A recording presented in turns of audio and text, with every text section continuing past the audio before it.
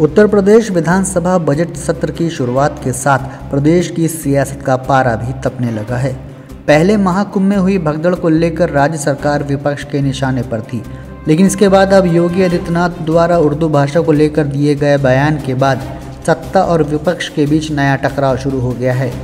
सपा विधायक पल्लवी पटेल ने योगी सरकार के विकास के तमाम दावों को हवा हवाई बताते हुए पूछा कि कहां है सबका साथ, सबका विश्वास और सबका विकास। प्रयागराज महाकुंभ के इस पवित्र अवसर पर, इस पवित्र महायोजन के लिए विभिन्न स्रोतों से, विभिन्न रास्तों से सरकार को लगभग 7,500 करोड़ का निवेश प्राप्त हुआ। और इसलिए प्राप्त हुआ, इस सोच के साथ प्राप्त हुआ कि देश विदेश प्रदेश के हर कोने से आने वाले श्रद्धालुओं के लिए हर प्रकार की सुविधा और व्यवस्थाएं मुहैया कराई जा सके। लेकिन कहना गलत नहीं होगा कि सरकार को चलाने वाले लोग और उनके चंद मुट्ठी भर अभिन्न मित्रों के लिए ये महाआयोजन आर्थिक वरदान साबित हुआ है। इस कदर साबित हुआ है कि जिसने जितना हो सका, जिस रास्ते से हो सका, उस महायोजन में आने वाले उस आम श्रद्धालु को हर प्रकार से लूटने का काम किया है। मान्यवर, आज दिल्ली से अमेरिका जाना सस्ता हो गया है। और ध्यान रखिएगा, मैं डंकी रूट की बात नहीं कर रही। आज दिल्ली से अमेरिका जाना सस्ता हो गया है, लेकिन दिल्ली से प्रयागराज जाने की कीमतें आसमान छू रही हैं। 3 लाख करोड़ का आपको राजस्व मिला और उसके बाद भी आम आदमी सुविधाओं के लिए, व्यवस्थाओं के लिए हांफता, रगड़ता, रोता नजर आ रहा है। मान्यवर, सामाजिक और धार्मिक आयोजन में सरकार ने अपनी तरफ से व्यवस्था की गारंटी ली थी, तो आज सरकार को सामने आकर के इस बात को स्वीकारना होगा कि आप ठीक व्यवस्थाएं दे नहीं पाए।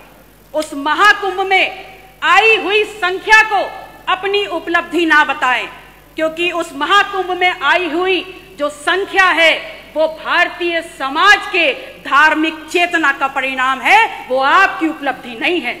उसका श्रेय लेना बंद करिए, बल्कि प्रमुखता से सामने आकर के जो खामियां हुई हैं, जो अव्यवस्था हुई है, उसको स्वीकारिए और सबक लीजिए कि आगे ऐसा दोहराया ना जाए। मानवर, समता, समरसता के तथाकथित संदेश के साथ इस महाकुंभ का आयोजन सरकार ने किया। और सरकार इतनी निरंकुश हो गई, सरकार का प्रशासनिक अमला इतना निरंकुश हो गया कि आपने तमाम नियमों को धता बताते हुए वीआईपी कल्चर खेलना शुरू कर दिया। और इस कदर उसको आगे बढ़ा दिया कि वहां पर वर्गीय विभेद के कारण अव्यवस्था और वहां पर भगदड़ की भेंट चढ़ गया। आम जन की आस्था, आम जन की भावनाएं के साथ जो खिलवाड़ हुआ है वो महज निंदनीय मात्र नहीं है, बल्कि एक पाप है। और वो पाप इस कदर है कि किसी भी प्रकार से स्वयं मां गंगा भी उसको नहीं धो पाएंगी। कितनी देर में आएगा? आप कह रहे हैं कि विपक्ष धार्मिक आयोजन महाकुंभ पर राजनीति करता है, तो एक छोटा सा सवाल आपसे पूछ रही हूं कि ये बताइए, 22 जनवरी 2025 को जब संपूर्ण मंत्रिमंडल परिषद की वहां बैठक आपने आयोजन की थी, तो क्या आप मंत्रिमंडल के लोगों को ले जा करके वहां भजन कीर्तन करा रहे थे?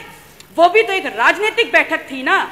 तो फिर राजनीति विपक्ष कैसे कर रहा है? असल में राजनीति कंप्लीट 100% शुद्ध राजनीति तो आप कर रहे हैं, और उसमें भी इस कदर राजनीति कि आपने वहां पर भी, उस पवित्र स्थल पर भी पिछड़ों को पीछे ही छोड़ दिया।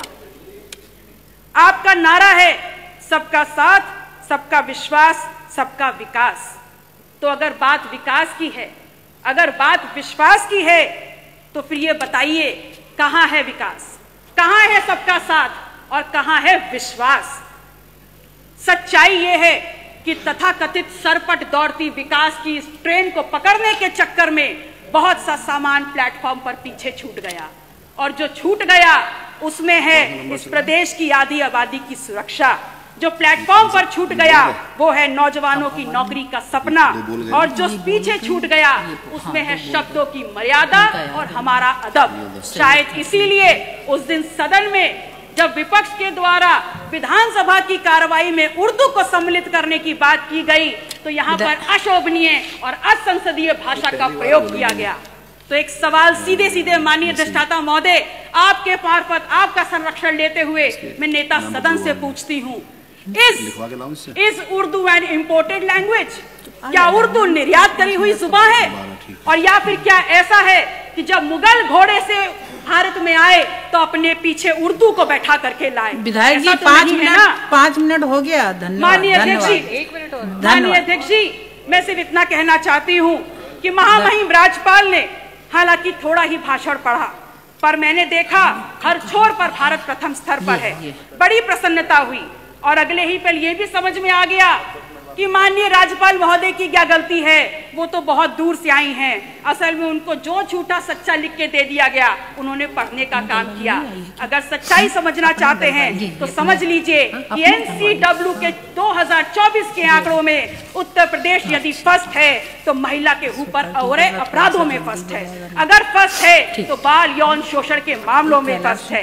कल प्रदेश के मुखिया जब सदन में बात कर रहे थे तो कुंभ में हुई दुर्घटना पर षड्यंत्र की उन्होंने एक तरफ इशारा किया।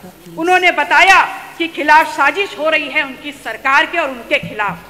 तो ये सवाल सिर्फ उनका नहीं है, पूरे विधायक जी धन्यवाद। मैम 30 सेकेंड खत्म हो रहा है। लास्ट माथे पर कलंक लगा है। यह सिर्फ सरकार को बदनाम करने का शिकंजा नहीं है, अपितु ये समूचे उत्तर प्रदेश, पूरे सदन, चाहे पक्ष के लोग हो चाहे विपक्ष के लोग हो, ये पूरे उत्तर प्रदेश की गरिमा पर प्रहार है। कुंभ ना सरकार का आयोजन है ना भारतीय जनता पार्टी का आयोजन। ये कुंभ भारत की सांस्कृतिक विरासत है, भारतीय समाज के विभिन्न आध्यात्मिक विचारों का आयोजन है और उत्तर प्रदेश सदैव इस आयोजन की आने वाले श्रद्धालुओं की मेजबानी करता रहा है। और अंत में मैं सरकार से मांग करती हूँ कि जो लोग भी षड्यंत्र में शामिल हैं उनके नाम सामने लाए जाएं, उनको कठोरतम सजा दी जाए। माननीय अधिष्ठाता महोदय, समय की बाध्यता है, मैं आपसे निवेदन करूंगी कि अपने क्षेत्र सिराथू से संबंधित जितने भी प्रस्ताव हैं मैं टेबल कर रही हूं, कृपया उनको मेरे वक्तव्य के साथ जोड़ने का कष्ट करें। नमो बुद्धाय, जय संविधान।